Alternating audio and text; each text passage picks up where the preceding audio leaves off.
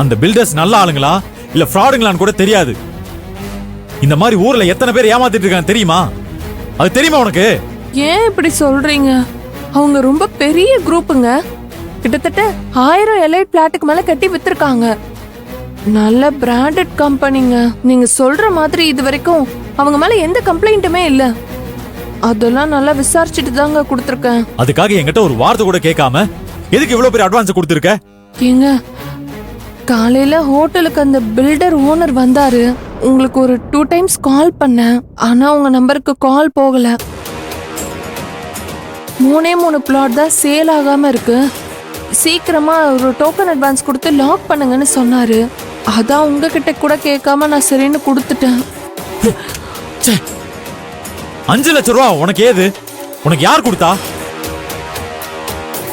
நமக்கு ரெகுலரா ஃபைனான்ஸ் கொடுப்பார்ல, அவரு 5 லட்சம் ரூபாய் ஃபைனான்ஸ்க்கு கொடுத்தாரு.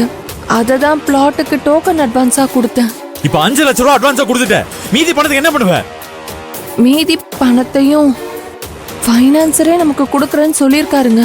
என்ன சொல்ற? அவரு நமக்கு கொடுக்கறாரா? அவர் கொடுக்கறாருன்னா ஒன்னும் சும்மாலாம் கொடுக்கல. நம்ம வீட்டு பத்திரத்தை அடமானம் வச்சு அதை வச்சு நமக்கு ஃபினான்ஸ் பண்றாருன்னு அர்த்தம். அதுக்கு அவர் ரெடியா இருக்காருங்க. அந்த தைரியத்துல தான் நான் செஞ்சேன். ஏய், என்ன விளையாடுறியா நீ? யாரு கேட்டு இந்த முடிவெல்லாம் எடுக்கிற நீ? வீட்டு பத்திரத்தை எல்லாம் வீட்டு அடமானம் வைக்கும் போது வீட்டுல இருக்கிற எல்லார்கிட்டயும் கலந்து பேசிதான் கொடுக்க முடியும். என்ன நினைச்சிட்டு இருக்க நீ? கோவப்படாதீங்க. நான் சொல்றத கொஞ்சம் பொறுமையா கேளுங்களேன். நல்ல இடம். இப்ப விட்டா நம்மளால என்னைக்குமே வாங்கவே முடியாதுங்க. ஒரு 2 வருஷத்துல அந்த இடம் டபுள் மடங்கு ஆயிடும். நாளைக்கு வேணா நீங்களே இந்த ஆபீஸ்க்கு வேணா போய் பாருங்க. அப்போ உங்களுக்கு இந்த டவுட் எல்லாம் கிளியர் ஆயிடும். நாளைக்கு நீங்க அங்க வந்து பார்த்து உங்களுக்கு பிடிக்கலனா நம்ம இந்த ப்ராப்பர்ட்டியை வாங்க வேண்டாம்.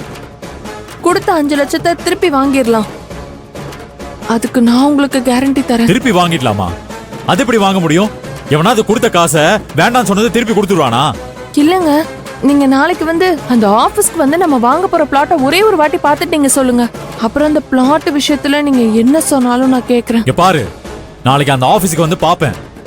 என் மனசுல சின்னதா ஒரு விஷயம் தப்பா பட்டா கூட அந்த 5 லட்சம் ரூபாய் அட்வான்ஸ் பணத்தை வாங்கிடுவேன்.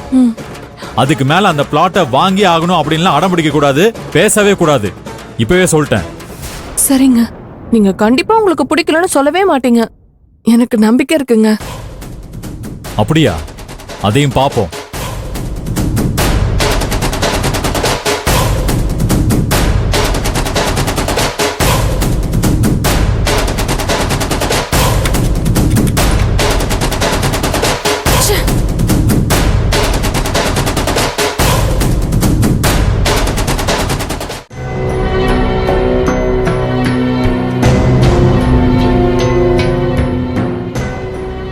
ஏங்க, உங்ககிட்ட இன்னொரு விஷயம் சொல்லணும்.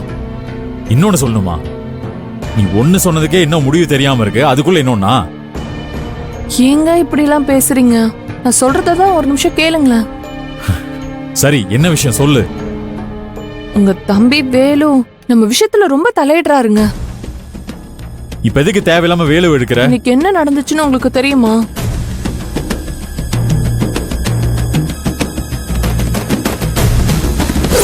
இது ஒண்ணு அடுத்தவங்க வீட்டு விஷயம் இல்ல, எங்க அண்ணன் விஷயம். நான் தான் கேட்பேன். அவருக்கு தெரியாம எப்படிங்க நீங்க அட்வான்ஸ் கொடுக்கலாம்? இங்க பாருங்க, உங்க தம்பிக்கு அவரோட மாமனாரு தனியா வீடு வாங்கி கொடுத்திருக்காரு, ஹோட்டலும் வச்சு கொடுத்திருக்காரு. ஆனா நாம தான் இப்படி பொது சொத்துல வாழ்ந்துட்டு இருக்கோம். அதனால தயவு செஞ்சு நம்ம சொத்து வாங்குற விஷயத்துல அவரை தலையிட வேண்டாம்னு சொல்லுங்க. நான் ஒன்னும் அவர் சம்பாதிச்ச காசுல இந்த பிளாட்டை வாங்கணும்னு நினைக்கல. நீங்க எனக்கும் எங்க அம்மாக்கும் கொடுக்கற சம்பளம் இருக்குல்ல, அதுலதான் இந்த பிளாட் வாங்கணும்னு நினைச்சேன். உங்களையும் உங்க குடும்பத்துல உள்ளவங்களையும் இந்த பிளாட் வாங்குற விஷயத்துல சும்மா அதை கொடுங்க இதை கொடுங்க நான் யாரையும் தொந்தரவு பண்ண போறது இல்ல. அதனால இந்த விஷயத்துல யாரையும் தலையிடாம இருக்க சொல்லுங்க. அது மட்டும் இல்ல, நம்மள இழிவா நினைக்கிற இவங்க எல்லாரும் முன்னாடியும் நான் இந்த பிளாட்டை வாங்கி காட்ட போறேன். நாளைக்கே நம்ம போய் பார்த்ததும் உங்களுக்கும் அந்த இடம் ரொம்ப பிடிக்க போகுது. நீங்க வேணா பாருங்க. அதான பார்த்தேன். நான் இல்லாத டைம்ல என் தம்பி கிட்ட பிரச்சனை பண்ணிருக்க. ஐயோ, நாளா ஒண்ணும் பிரச்சனை பண்ணலங்க.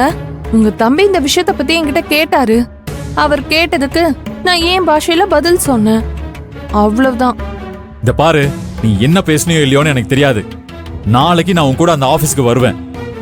அந்த ஆளுங்களை பார்த்துட்டு நீ கொடுத்த அட்வான்ஸை திருப்பி வாங்குற, அவ்வளவுதான். அட, ஏங்க இப்படி நெகட்டிவா பேசுறீங்க? நாளைக்கு போய் நம்ம பார்க்கலாம். நமக்கு அவங்க பேசுற டீலிங்லாம் பிடிச்சா அடுத்தது என்ன ஸ்டெப்னு யோசிக்கலாம். அத நாளைக்கு அங்க போய் பாத்துக்கலாம்.